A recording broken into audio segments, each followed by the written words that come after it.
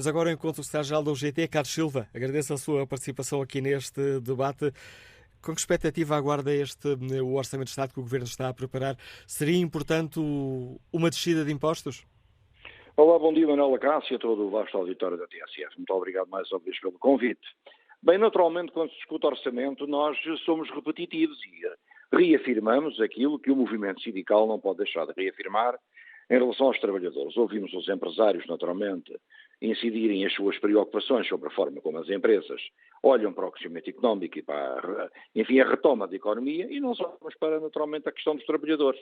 É evidente que a questão da fiscalidade é fundamental ser mexida.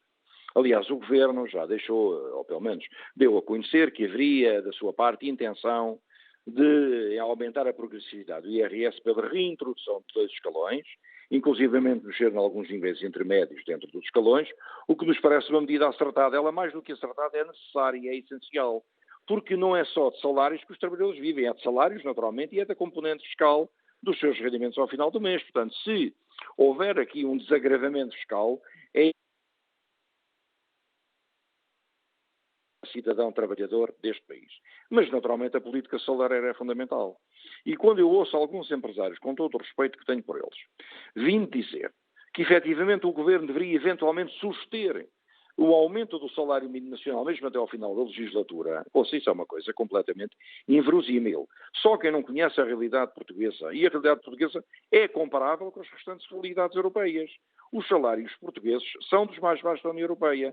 E quando muitos empresários se vêm queixar de que não têm nas suas empresas mão de obra necessária, nomeadamente mão de obra qualificada, eu gostava de desafiar os empresários a perceber porquê. Porque como não pagam bem, muita dessa mão de obra qualificada vai-se embora e migra hoje por vontade própria, continua a procurar outros destinos, onde naturalmente são melhor remunerados. Numa altura em que estamos a discutir na concertação social a agenda do trabalho digno, também é fundamental que o orçamento, na discussão do orçamento, os partidos possam naturalmente fazer incidir as suas preocupações, não apenas nas questões salariais, não apenas nas questões dos rendimentos e da fiscalidade, mas na própria legislação laboral. Que lembramos que a legislação laboral que está neste momento enfim, em vigor é muito decorrente do acordo de 2012 imposto pela Troika.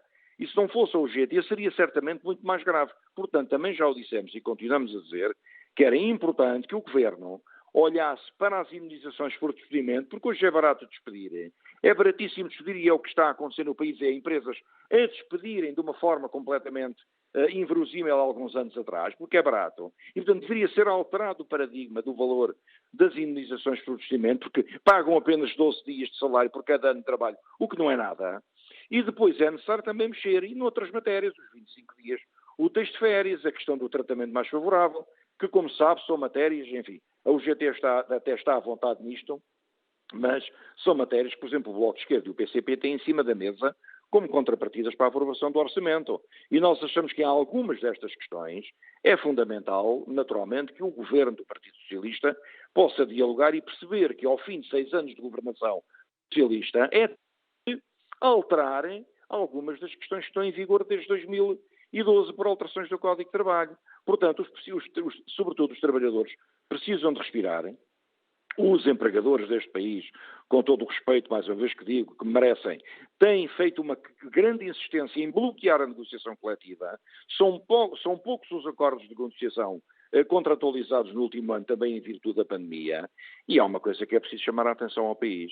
É que o Governo, Portugal e o Governo sabem bem que nos próximos anos, em virtude do PRR aprovado em Bruxelas e também da agenda do Portugal 2030, virão cerca de 50 mil milhões de euros para Portugal até ao final da década. Bem, a pergunta que se faz é tudo para as empresas? Então os trabalhadores não têm necessidade, não têm direito de também verem redistribuído por todos eles um pouco daquilo que vem da Europa? Portanto, é bom que tenhamos consciência que quando as empresas reclamam, e reclamam em muitos aspectos, bem, apoios do Estado, eu relembro que no último ano e meio as empresas beneficiaram de quase 5 mil milhões de euros, muita parte deste dinheiro dos cofres da Segurança Social, para ajudar ao layoff. Portanto, as empresas,